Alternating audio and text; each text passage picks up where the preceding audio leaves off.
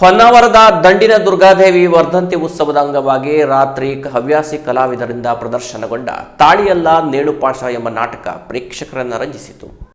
ಹೊನ್ನಾವರ ತಾಲೂಕಿನ ಪ್ರಸಿದ್ಧ ದೇವಿ ದೇವಸ್ಥಾನಗಳಲ್ಲಿ ಒಂದಾದ ದಂಡಿನ ದುರ್ಗಾದೇವಿಯ ದೇವಾಲಯವು ಹೊನ್ನಾವರ ಪಟ್ಟಣದ ದುರ್ಗಾಕೆರೆಯಲ್ಲಿದೆ. ತನ್ನ ಅಪಾರ ಮಹಿಮೆ ಹಾಗೂ ಶಕ್ತಿಯಿಂದ ಈ ದುರ್ಗಾದೇವಿಯು ಶ್ರದ್ಧೆಯಿಂದ ಬರುವ ಭಕ್ತರ ಬಾಳನ್ನ ಬೆಳಗುತ್ತಾ, ಕಷ್ಟದಿಂದ ಬರುವ ಭಕ್ತರ ಕಣ್ಣೀರನ್ನ ಒರೆಸುತ್ತಾ ಕರುಣಾಮಯಿಯಾಗಿ ನೆಲೆಸಿದ್ದಾಳೆ.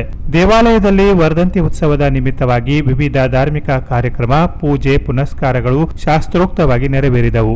ವರ್ಧಂತಿ ಉತ್ಸವದ ಅಂಗವಾಗಿ ರಾತ್ರಿ ದುರ್ಗಾಕೇರಿಯ ಹವ್ಯಾಸಿ ಕಲಾವಿದರಿಂದ ಪ್ರದರ್ಶನಗೊಂಡ ತಾಳಿಯಲ್ಲ ನೇಣುಪಾಶ ಎಂಬ ಸುಂದರ ಸಾಮಾಜಿಕ ನಾಟಕವು ಕಲಾಭಿಮಾನಿಗಳ ಮೆಚ್ಚುಗೆಗೆ ಸಾಕ್ಷಿಯಾಯಿತು.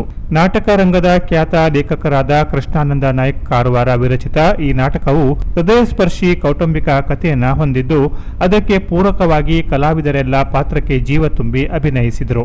ಹಳ್ಳಿಗಳಲ್ಲೂ ಸಹ ನಾಟಕದ ನಟಿಯರನ್ನು ಕರೆಯಿಸಿ ಸ್ತ್ರೀ ಪಾತ್ರ ಮಾಡಿಸುವ ಈಗಿನ ದಿನದಲ್ಲಿ ಹೊನ್ನಾವರದಂತಹ ಪಟ್ಟಣದಲ್ಲಿಯೂ ಸ್ತ್ರೀ ಪಾತ್ರದಲ್ಲಿ ಪುರುಷರೇ ಅಭಿನಯಿಸಿದ್ದು ವಿಶೇಷವಾಗಿತ್ತು.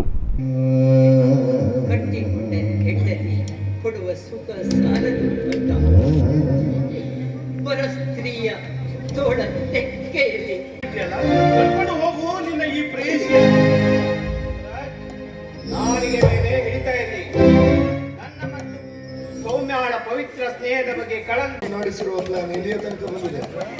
ನಾವು ನಡೆಸಿರುವ ಪ್ಲಾನ್ ಅದೇಂಗೆ ಅಲ್ಲಂತೆ ಅಪಯ ಅಪಯ ನಿನ್ನ ಐದನೇ ಹೆಂಡತಿ ಹುಡುಗಿದ್ದೇನಂತೆಲ್ಲ ಈ ಕುತ್ಕೊಂಡ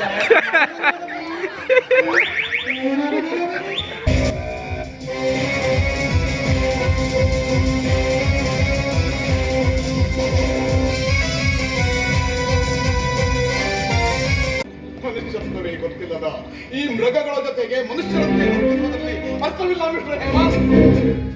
ಇದೇ ನಿನ್ನ ತಂಗಿಗೆ ಇದೇ ರೀತಿ ಮಾಡಿದ್ರೆ ನೀವೇನು ಮಾಡ್ತಿದ್ದೆ ಹೇಳು. Canara plus news Honnavar.